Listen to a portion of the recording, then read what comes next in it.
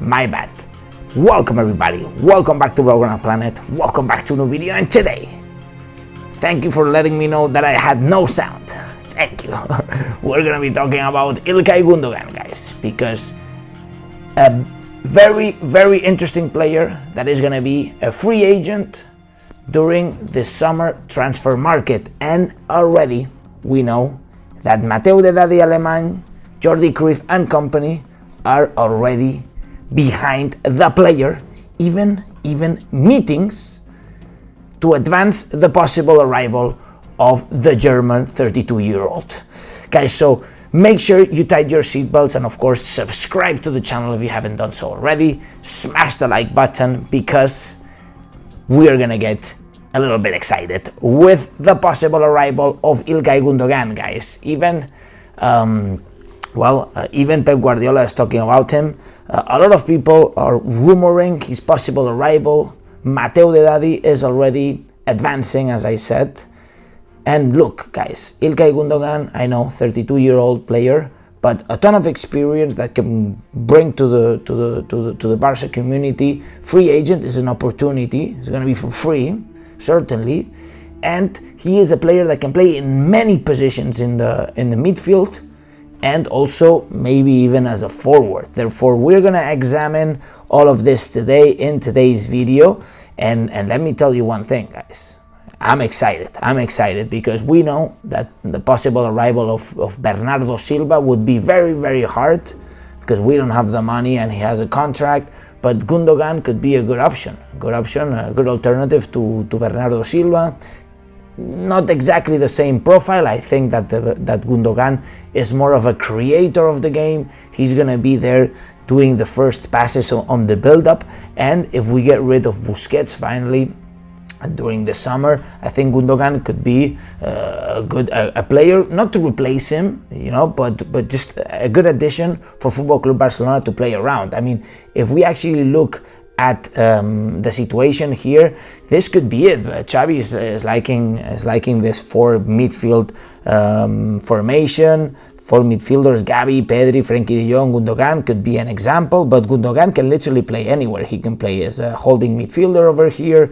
He can play as an interior with Frenkie de Jong below, you know. I mean, there are so many options. He can even play on the right side, on the left side, as a false nine. I think Gundogan certainly is going to bring us a lot of options. We also have to take into account that we have players like Nico Gonzalez coming in, and Pablo Torre, but you know, seasons nowadays, guys, are very long, and we need a good amount of midfielders, a good amount of players. Look at the situation now, right? I mean, right now, Pedri and Gavi are not going to be there against Manchester United, and a player like Gundogan could certainly be amazing, and maybe, and I don't think anybody's remembering about Sergio Roberto, but I just remembered, but Sergio Roberto is certainly not an option, right? Okay, so let's talk about the actual situation, how advanced it is, because guys, Mateu Alemany is already having meetings with Gundogan's agent,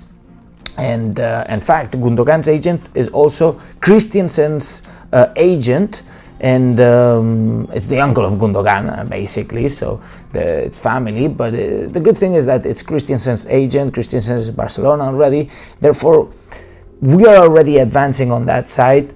The rumors indicate that the player will want to join, and Guardiola is letting the player decide, okay?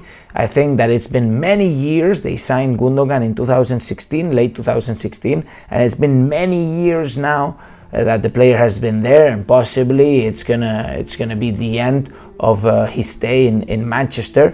And guys, to be honest, Gundogan is not a player that's going to revolutionize any team because he's not a top scorer. If we look at the stats of this season, for example, he played 21 matches, not all of them as a starter. He was coming off the bench in many of them, played around 1,500 minutes, only scored 3 goals and assisted 3, okay? As I said, he is a player that's more in the build-up. So I think it's interesting that we get him, that we can get that market opportunity, and Barcelona should be all over these kinds of market opportunities. And in fact, let me tell you one thing, that also Not only he can provide some good performances here and there, obviously not as a starter, but sometimes, he can also be a good coach and a good mentor to the youngsters, Gavi, Pedri, Frenkie, good mentor for these guys. So I think certainly it's a good opportunity. Sorry,